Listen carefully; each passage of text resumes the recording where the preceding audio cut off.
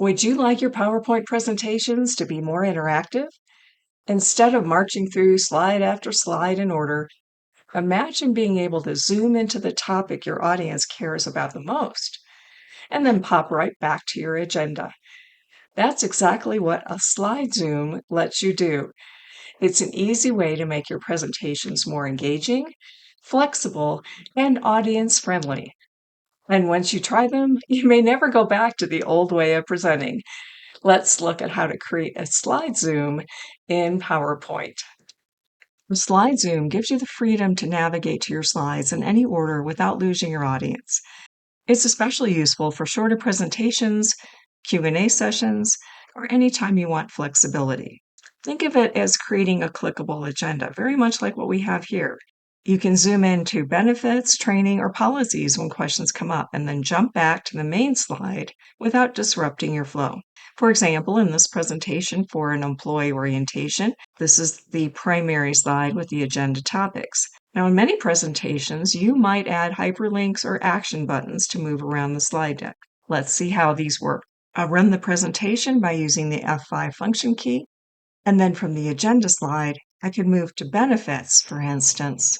That's my hyperlink. Now, if I want to return back to the agenda, here is an action button for topics. To learn more about how to work with hyperlinks and action buttons in PowerPoint, check out the links in the description below. These work perfectly fine, and they do add some interaction. But a slide zoom makes the whole navigation process smoother, more visual, and more interesting.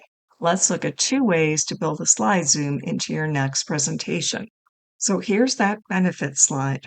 On the ribbon, I'll go to Insert first, and here is Zoom. Then choose Slide Zoom.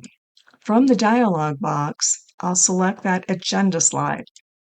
After I click Insert, PowerPoint drops in a thumbnail, which I can move or resize anywhere on the slide. So using my 4-headed arrow, I could drag this up to the corner, for instance, and then size it to fit into the available space. Now let's test it. I'll run the presentation from the current slide using Shift F5. When I click the agenda thumbnail, it instantly jumps me or zooms in to that slide. If you have a longer presentation and want a clickable image for multiple sections, like an agenda with all the main topics, PowerPoint also has a summary zoom option. I'll put the link in the description and I'll share the video at the end if you'd like to explore that feature. Now here's an even quicker way to create a slide zoom. I'm in the slide where I'd like to add it, and now using the thumbnail view at the left-hand side, simply navigate until I find the slide that I want. And now I'm simply going to drag this agenda slide right into my slide for performance reviews. This automatically creates the zoom. It's easy as that. So this drag and drop method is perfect for quickly creating or rearranging zooms in a presentation. Let's resize this a bit. Now, of course, once we create it, we don't have to add it to each one of these slides. We could just create it once and copy it into each one. We'll test it once again. Shift F5. Here's that slide. Zooms right in. By default, your zoom is just a miniature preview of the slide, but it's easy to swap it out for something more polished or perhaps just clearer, more descriptive. So with that zoom image selected, I'll go to the Zoom tab, and on the left-hand side here, choose Change Image.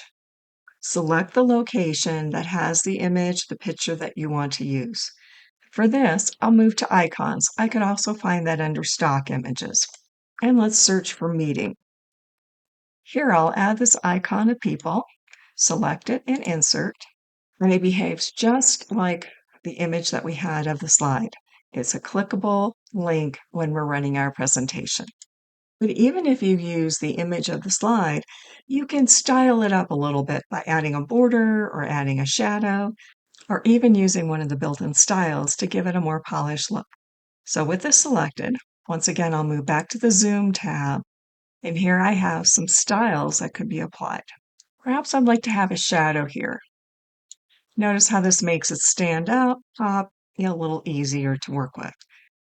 Or let's instead add a border. And that's it. Slide Zooms give you a more flexible, interactive way to deliver your PowerPoint presentations. They're simple to set up, but they instantly make your slides feel more engaging and give you more control over the flow. Would you like more PowerPoint tips like this? Be sure to subscribe and like this video, and then check out thesoftwarepro.com/PowerPoint for more time-saving PowerPoint tips. Thanks for watching.